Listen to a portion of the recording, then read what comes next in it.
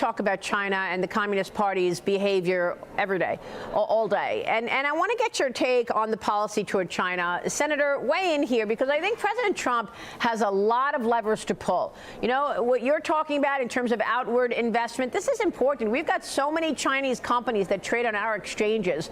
They're on, you know, Pentagon lists. They're on blacklists, and yet they're still trading on our exchanges, and ordinary investors are buying those companies, those stocks, and in effect, you know, funding the expansion of our number one adversary. President Trump doesn't talk about pulling those economic levers to hurt China, even as China is, you know, holding back rare earth magnets to companies that are, you know, tied to the U.S. military. Although yesterday Scott Besson told us no, they're flowing.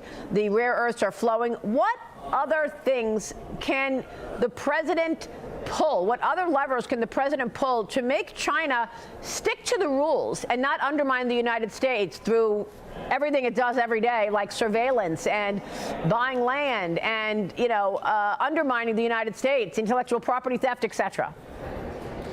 Well, Maria, this has been decades in the making, and China has basically attracted all the manufacturing in the world to that country because they are the low-cost producer. And big companies like Apple, Tesla, and others have helped to train the workforce there.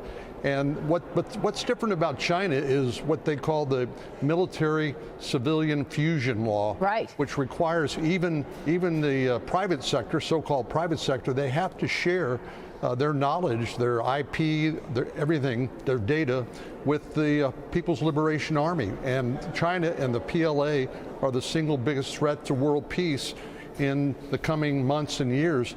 President Xi has said he wants the People's Liberation Army to be prepared to take Taiwan by 2027. And so, as Congressman Barr has pointed out, we are American investment there, and it's largely opaque to the policymakers, is funding the economic development and the rearming of the Chinese military, which is a threat to national security.